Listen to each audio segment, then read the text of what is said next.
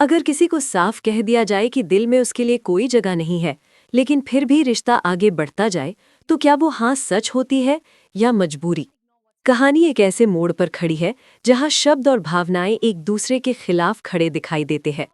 पूजा साफ तौर पर कह देती है कि उसके दिल में कबीर के लिए कोई जगह नहीं है।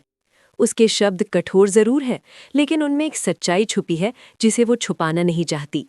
ये बात सुनकर माहौल भारी हो जाता है, क्योंकि रिश्ते सिर्फ परिवार की मर्जी से नहीं, दिल की रजामंदी से बनते हैं।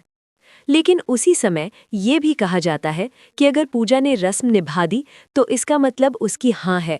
ये सोच उस पर और दबाव डाल देती है। पूजा की चुप्पी को सहमति समझ लिया जाता है, जबकि उसके भीतर अभी भी कई सवाल और उलझने हैं।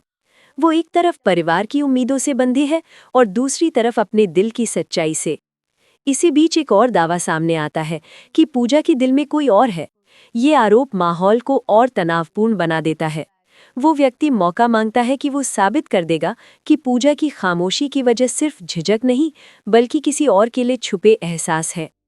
अब मामला सिर्फ पसंद या नापसंद का नहीं रह जाता, बल्कि भरोसे और इज्जत का बन जाता है। परिवार इस बात को समझ नहीं पाता कि किस पर विश्वास करे। कुछ लोग मानते हैं कि पूजा रस्म निभा रही है तो वो राजी है, जबकि कुछ को लगता है कि उसके चेहरे की बेचैनी कुछ और कहानी कह रही है। हर पल के साथ तनाव बढ़ता जाता है और रिश्तों की बुनियाद कमजोर पड़ती दिखती है।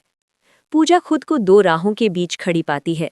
एक रास्ता वो है जहां वो परिवार की खुशी के लिए खुद को मनाने की कोशिश करे, और दूसरा वो जहां वो अपने दिल की बात मान ले। लेकिन दोनों में से किसी भी फैसले की कीमत कम नहीं है। ये कहानी दिखाती है कि शादी सिर्फ रस्मों का नाम नहीं, बल्कि एहसासों का रिश्ता है।